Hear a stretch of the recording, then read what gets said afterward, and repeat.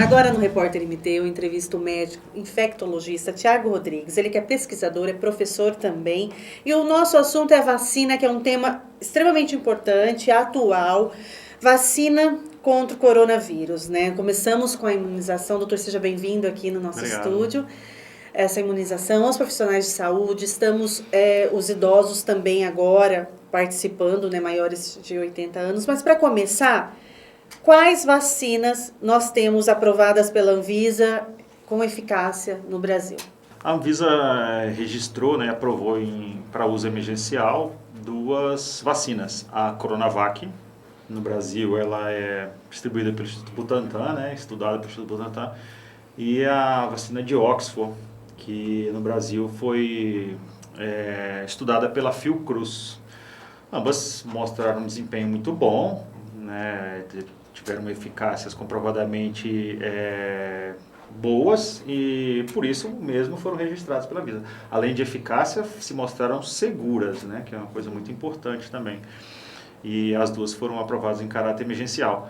Quer dizer que vai ser usado tantos milhões dela, depois é revisto, se continua, né? Isso que quer dizer aprovação em caráter emergencial. Tiago, qual a eficácia de ambas? Lembrar assim que não dá para comparar diretamente. Se eu pegar todas as vacinas que estão sendo utilizadas no mundo, comparar uma com uma outra. A eficácia dessa é 90, quer dizer que ela é melhor do que a de 70, por exemplo, em porcentagem, né? Isso não dá para comparar porque os estudos dessas vacinas são completamente diferentes. Seria como eu comparar, sei lá, o que é mais gostoso, se é água ou se é refrigerante. Uma coisa não tem nada a ver com a outra. Vai do paladar. Então é muito diferente, não se compara coisas diferentes. Então isso é a primeira coisa, né? No estudo realizado pela Fiocruz, né, a vacina de Oxford, ela mostrou uma eficácia de 80%, ficou em torno de 80%, 15 dias após a segunda dose, né? E na vacina do Butantan, a Coronavac, a eficácia global ficou em torno de 50%, né? 50,4%. Também após a segunda dose. Após a segunda dose, né? E isso é estabelecido só após a segunda dose. Então é isso. Mas aí não significa que a que tem 80% de eficácia seja melhor que a... Não, porque é diferente. Por exemplo, o Butantan, ele priorizou pecar por excesso no Brasil. Se você pegar a Coronavac, ela foi estudada no Brasil, na Tunísia e na China. A eficácia na China e na Tunísia foi bem superior à eficácia global no Brasil, da mesma vacina, porque o estudo aqui ele foi montado para profissionais da saúde, só podia participar quem era profissional de saúde. Só isso já contribui para a queda da eficácia. Por quê? Porque é o público mais acometido pela doença. Mais vulnerável, mais exposto. Exatamente, é o grupo mais exposto, a incidência é muito alta, então isso tende a diminuir um pouco a eficácia. E quando a vacina vai ser utilizada no público geral, é óbvio que essa eficácia vai subir um pouco, né? E quando a gente fala 50%, não é assim, se eu tomar eu tenho 50% de chance de pegar e 50% de chance, não é essa a interpretação. Falando da Coronavac, eu sempre cito uma analogia com um dilúvio no planeta Terra, para as pessoas tentarem entender essa linguagem científica que às vezes é muito difícil. O que significa os 50%, o que significa os 78% e o que significa os 100%? Então é assim, vai ter um dilúvio no planeta, a maioria das pessoas vão sobreviver, mas muitos vão morrer, né? Que é semelhante ao Covid. É criada uma arca e você ganha um ingresso para embarcar nessa arca, para enfrentar esse dilúvio. Se você embarca, você reduz em 50% a chance de você se molhar, você reduz em 78% a chance de você se machucar e você reduz em 100% a chance de você morrer. Você embarca na arca ou não? Então esse é o paralelo com a vacina. Então você vacina ou não. Então se você toma a Coronavac, as 2 doses, você reduz em 50% a chance de você adquirir a doença mesmo não tendo sintomas, né? Sim. Você reduz em 78% a chance de você ter sintomas leves e você reduz em 100% a chance de você complicar ou morrer pela doença. E muito, em saúde pública, o que nos interessa é o desfecho. Então, assim, se a vacina evita mortes, já é excelente o resultado. Estados graves, né, da doença. Uma vacina que a gente usa com esse intuito, por exemplo. Ninguém nunca questionou a eficácia de vacina, a gente sempre utilizou. Sim. Agora porque está em voga, né? Tá em voga, a internet, né? Exatamente. A circulação, a informação circula de uma maneira muito acelerada. Mas a beta-HCG, por exemplo, a vacina que a gente usa, né? Ela tem 85% de eficácia para reduzir os casos graves de tuberculose, que é a meningite por tuberculose e a tuberculose miliar. Ela não reduz a chance de você ter tuberculose, por exemplo, pulmonar. Vai se continuar a mesma chance. Então, ela não reduziu o caso de tuberculose do mundo, reduziu os casos graves, exatamente. E a gente sempre utilizou ela, entendeu? Então, muitas vezes a intenção é essa. É você não complicar pelaquela doença. Isso já é ótimo, né? Você já consegue controlar. As duas vacinas que a gente tem no país, elas impedem que a doença se complique e que a gente morra. Exatamente. Esse é o principal objetivo. Claro que na maioria das pessoas, elas também vão evitar que as pessoas adoeçam, né? Doutor, antes de fazer a entrevista com você, eu soltei no meu stories, no meu Instagram, pedindo para as pessoas mandassem perguntas. E uma delas foi essa pergunta aqui. Como confiar em um produto cujo CEO da Sinovac pagou para o suborno lá no passado? Isso foge por exemplo, a minha alçada, né? O que eu posso responder do ponto de vista científico, até por ter trabalhado num dos estudos, né? E já ter trabalhado em outros estudos de vacina. O que eu posso garantir é que a metodologia científica é muito rigorosa e é universal essa rigorosidade. No mundo inteiro é assim. Protocolos seguidos. Os protocolos são universais, são estabelecidos em acordos, em acordos multinacionais e tal. Então, as mesmas regras para pesquisa envolvendo pessoas que se aplica no Brasil, se aplica nos Estados Unidos, se aplica na China, se aplica na Europa, em qualquer lugar. Então, se um produto passou por todas essas etapas e ele foi reconhecido pelos órgãos fiscalizadores, que no Brasil é a Anvisa, né? Nos Estados Unidos o CDC, por exemplo, ele é confiável, né? Porque não há como pular etapas, não há como subornar ou não há como burlar esses meios. São muito, muito rigorosos, isso eu posso garantir, né? Por ter trabalhado já em estudos e trabalhar em estudos. Então esse processo é rigoroso. Agora, se a vacina veio da Europa, dos Estados Unidos, da Ásia, se ela é de uma empresa que tem um passado de corrupção ou não, na hora do estudo científico, isso não conta. O que conta é se o produto é seguro, em primeiro lugar, e se ele atende àquela função do qual ele foi desenvolvido. No caso das vacinas, proteger contra a doença ou evitar mortes. Então, se isso se mostrou seguro, você pode confiar. Entendeu? Isso também tem muito a ver com a série de rumores de que o Covid, né, o vírus, foi criado no laboratório, que veio da China. As pessoas ficaram, eu percebo, um pouco de mudança, porque no início, quando se falou de vacina e que aquela matéria-prima, os insumos eram chineses, muitas pessoas se manifestaram com medo. Sim. Você sente que já está mais tranquilo agora? Eu acho que sim, porque, assim... As pessoas que dominam, né, que entendem o conhecimento científico, de como é feito os estudos científicos, elas não podem se calar, né, diante de um monte de teoria da conspiração. O melhor jeito de combater isso é você traduzir essa linguagem científica para o público, para o grande público, né? Só que isso é muito...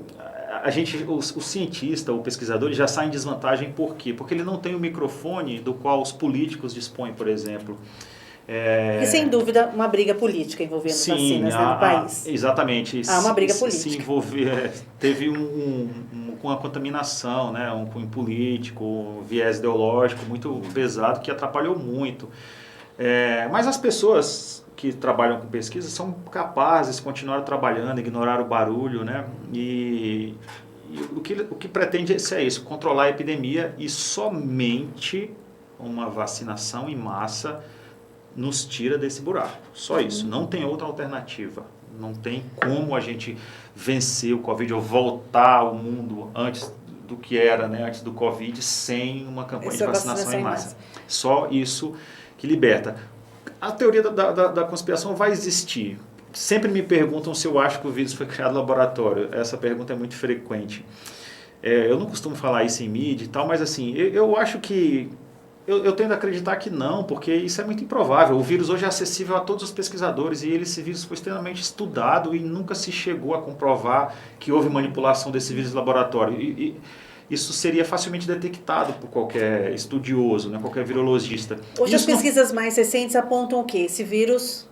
Não, é um vírus que, como a maioria dos vírus, é um vírus que só infectava animais e por um contato desses animais com seres humanos, numa dessas replicações dos animais, esse vírus sofre uma mutação que daí ele é capaz de infectar o ser humano. E isso foi assim em todas as grandes epidemias virais do planeta. Foi sempre o contato do humano com o animal, né, que propiciou essa passagem do vírus de uma espécie para outra. E sempre foi assim.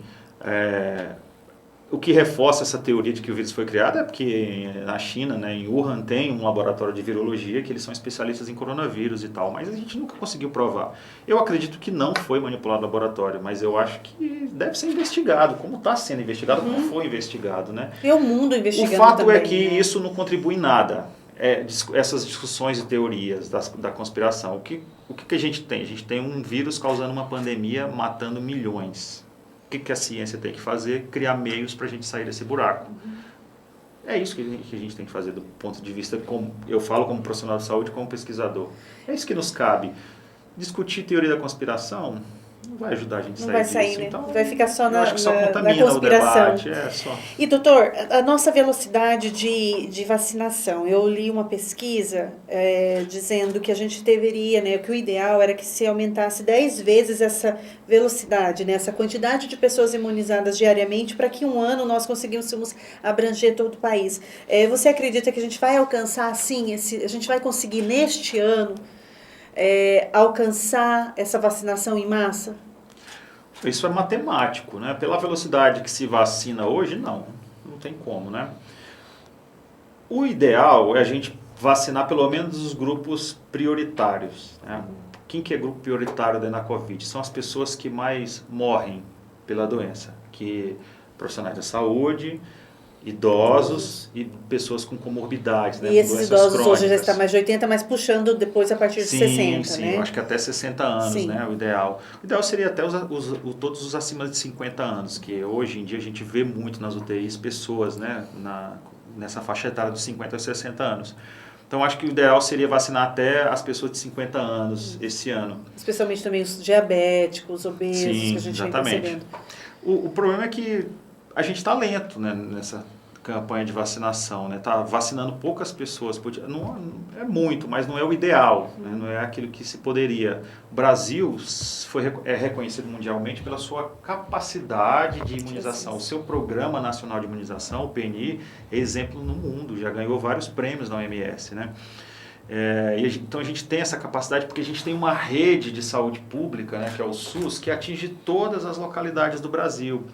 E a vacinação para a Covid deveria seguir essa rede, não concentrar. O município A vai vacinar neste local, o município B vai vacinar somente neste local. Por que é assim? Por que não se ramifica, né, para as unidades básicas de saúde essa vacinação? Porque a gente perde o poder de fiscalização, pode ser desviada a vacina. De fato, mas você tem que determinar pessoas para garantir que isso não ocorra, né?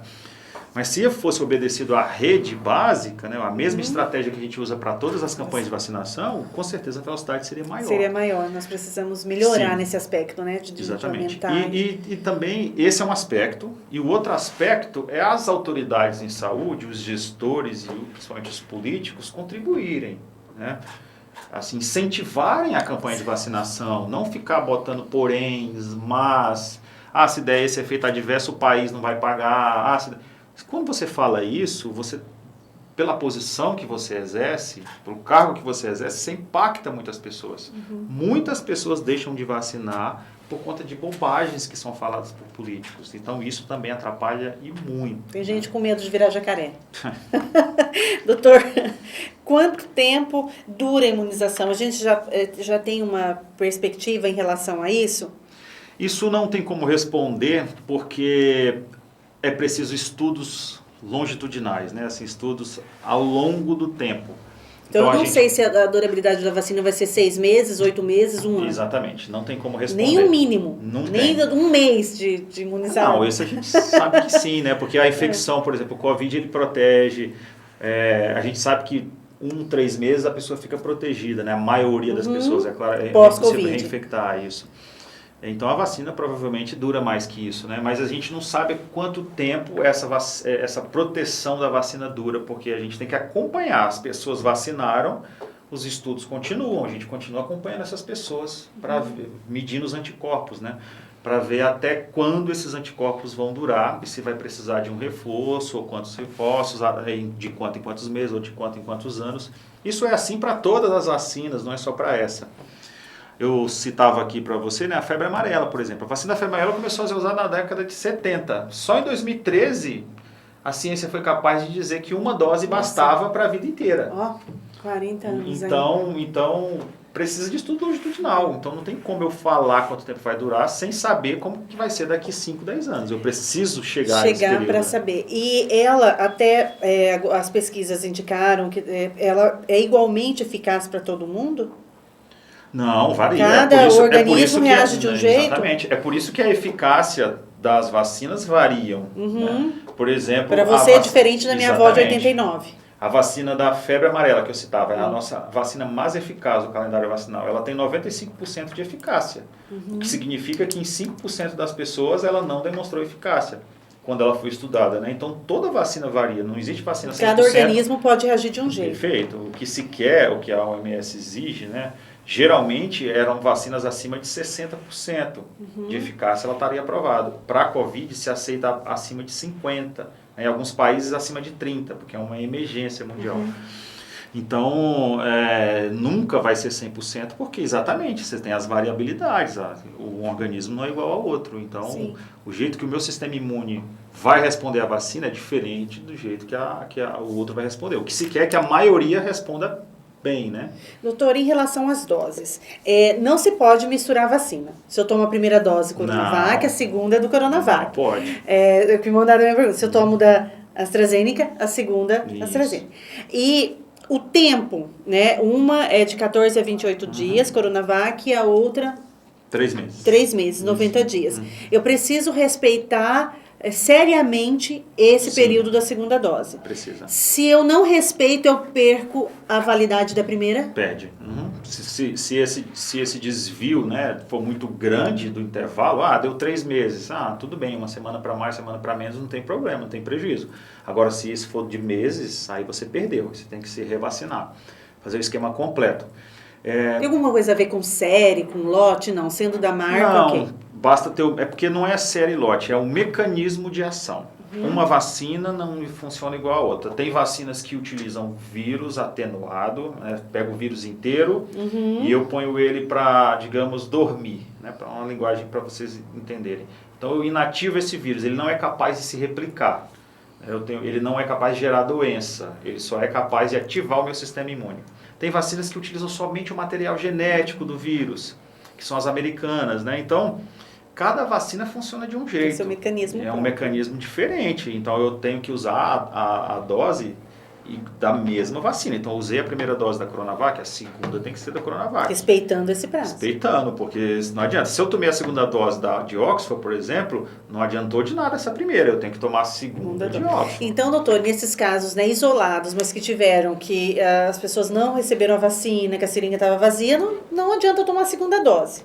Tem que vacinar de novo. E quem entrou na fila burlando que tomou a primeira dose, já li alguma coisa dizendo que talvez essas pessoas não tomem a vacina, vai perder então também a eficácia da primeira. Não pode tomar a segunda dose, vai perder. Vai perder. Jogou uma vacina fora. Nem ela ficou protegida, né? E aquela vacina poderia ter servido para alguém que está na linha de frente ou um idoso que morre mais do que provavelmente as pessoas que furaram fila, né? É um absurdo, isso é uma corrupção, né?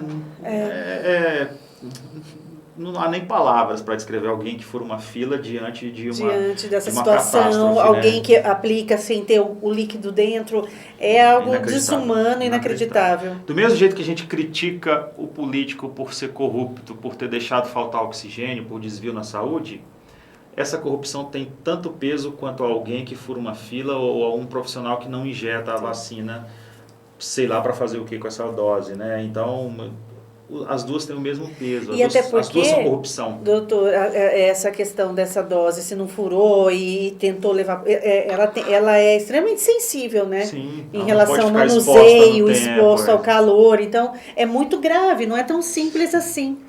Doutor, em relação às variantes, a vacina dificulta o surgimento de novas variantes, por quê? Não é a vacina, né? É a vacinação. A vacinação. Exatamente. Todo mundo vacinado, isso. imunizado. Como que um vírus sofre mutação? Então, o vírus entra no organismo e ele começa a gerar cópias dele mesmo, né? Ele precisa das nossas células para gerar um outro vírus. Isso a gente chama de replicação. O vírus ele é incapaz de se replicar sozinho. Ele tem que estar dentro de uma célula. Então ele entra nas nossas células e se replica. Então ele gera várias cópias. Nessas replicações acontecem pequenos erros. Um desses pequenos erros vão gerando mutações, né? Você gera um vírus um pouco diferente. Então eu posso gerar um vírus... Isso pode acontecer em qualquer pessoa, né? O organismo humano. Surge um vírus um pouco diferente do vírus original. E essa mutação ela pode fazer o vírus ser mais infectante, provocar menos doença, menos sintomas e raras vezes, né, o vírus provocar uma doença mais grave. Isso é mais raro de acontecer, mas assim, vai se mudando. Então, esse vírus, ele também gera mecanismos, essas variantes, para burlar o sistema imune, né, da pessoa. Então, aquela defesa que a pessoa tinha já não serve mais para essa nova variante. Então, é nessas replicações que acontecem as variantes. Se você imuniza a maioria das pessoas, você diminui muito a chance de mutações, porque você vai ter menos pessoas infectadas, menos replicações virais acontecendo, consequentemente você tem menos chance de gerar variáveis. Variantes. É por isso que vacina, a vacinação só funciona se a maioria das pessoas usarem. Não adianta nada aderirem. A ciência ter inventado uma vacina e as pessoas serem antivacinas. Se só a minoria vacinar, a gente vai continuar ainda vivendo uma pandemia. Mas as pessoas estão aderindo, né, doutor? Todo mundo quer vacina. A gente quer que seja... Não é todo mundo, não. Não? A gente quer que seja produzida a vacina para chegar logo à nossa vez. Por incrível que pareça, você vê colegas médicos criticando vacina. É inacreditável. Quando me chamam para dar entrevista falando que é importante vacinar, a sensação que eu tenho é que eu estou indo falar para as pessoas que é importante tomar água. É impressionante, no século XXI, você ainda falar para as pessoas que vacinas são boas, que vacina é do bem, que ela protege, que ela salva. Então, assim, toda a nossa geração só está aqui, a gente só chegou a 7 bilhões de pessoas no planeta porque surgiram as vacinas, entendeu? A humanidade já era para ter sido extinta por doenças. A gente enfrentou a varíola, que quase dizimou a humanidade. A gente só sobreviveu por conta da primeira vacina que surgiu, foi exatamente para a varíola, né? Então, vacina só contribui, só salva. Essa é a grande verdade sobre as vacinas. Não existe nada ao contrário. E só tem impacto quando a maioria usa. É eu não vou me vacinar, eu não vou vacinar meus filhos. Só que você não está só prejudicando seus filhos, você está prejudicando os filhos de todo mundo, da comunidade, porque você resolveu não vacinar.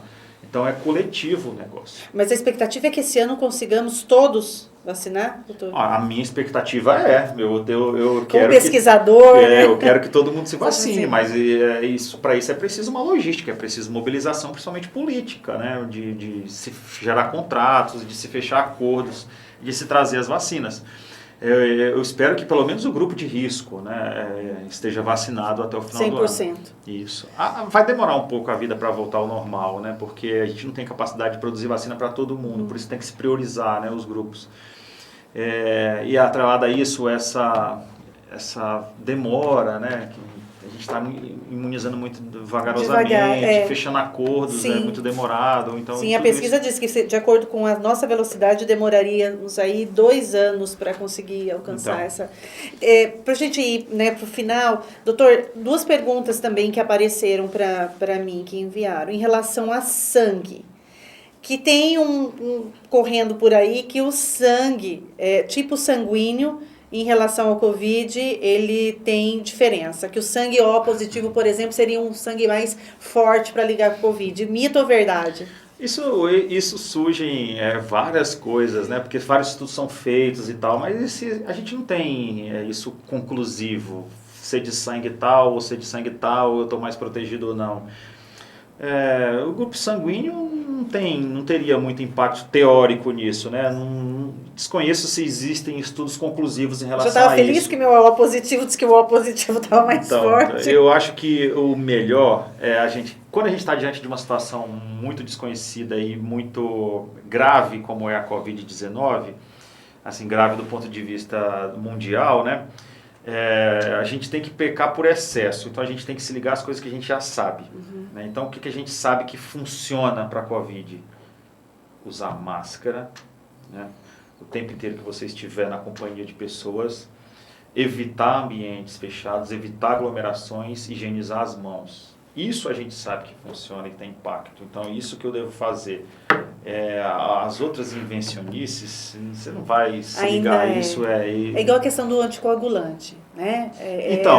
O anticoagulante... As pessoas estão todo mundo querendo tomar anticoagulante, não é assim também. Tem critérios, né? Tem critérios, mas ele é importante. Ele modifica. Tem 2 medicações que tem estudos mostrando que modifica o curso da doença para os casos graves, né? Que é o anticoagulante e o corticoide. Mas tem critérios, não se usa para todo mundo. Se você usar para todo mundo, é o contrário, ele prejudica a evolução da doença.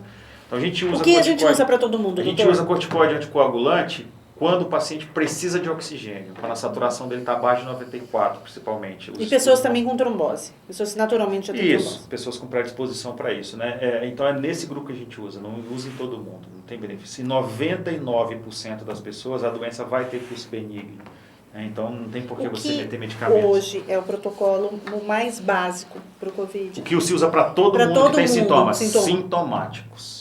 É isso que se usa para todo mundo. Dipirona, paracetamol, esses antigripais, né? Isso se utiliza para todo mundo. Ivermectina, azitromicina. Não tem nenhum estudo demonstrando que isso tenha benefício. Aí é específico, cada médico vai receitar para o seu, vai avaliar. Médicos que seguem evidência de órgãos sérios não prescrevem. Eu tomei ivermectina umas 3 vezes. Não prescreve porque não foi demonstrado que tem benefício, né? Nenhum desses medicamentos. É muito louco você pensar que um medicamento que foi inventado para verme trata um vírus. A gente está tomando. Mas isso não quer dizer que funciona, né? É a mesma coisa que... Tá, eu vou te dar o sentido. Ó. História natural do Covid. 99% das pessoas vão sobreviver. 1% vai morrer, né? Isso depende do público estudado. Mas o global é isso. Se eu botar um baralho de 100 cartas aqui, botar 99 ases e um reis, eu falo pra você, Cris, fecha o olho e puxa uma carta. Que carta você vai puxar? Eu quero que eu sobreviver. Então você vai puxar um as, porque tem 99 ases, a chance é maior. Então, tudo que eu der para uma pessoa que tem Covid vai parecer funcionar. Se eu der sorvete, eu vou dizer, ela sobreviveu por causa do sorvete. Se eu der cachaça, sobreviveu por causa da cachaça. 99 vai sobreviver. Então, qualquer medicamento vai parecer funcionar. Então, não é assim que é feito o estudo. Não é, use isso aqui que funciona. Eu usei no tubo, matou o vírus no tubo. Um tubo de ensaio é muito diferente de um organismo, né? Então, de onde veio esses estudos de ivermectina e doxicloroquina? Foi alguém que resolveu testar isso num tubo, matou o vírus em tubo, a dose cavalar usada no tubo, né, e resolveu usar isso. Só que também ela matou o vírus da dengue, matou zika, matou chikungunya. Você vê alguém prescrevendo isso para chikungunya, zika e dengue? É diferente. A gente não trata tubo de ensaio, a gente trata seres humanos. Então, os estudos mostraram que nenhum desses medicamentos tem benefício. Quando o medicamento não tem benefício, só sobra os eventos adversos desse medicamento. Então a gente pode ter futuramente aí uma levante de efeitos colaterais por conta desse uso. Durante o uso, já tem vários documentados, né? Tiago Rodrigues, meu entrevistado de hoje.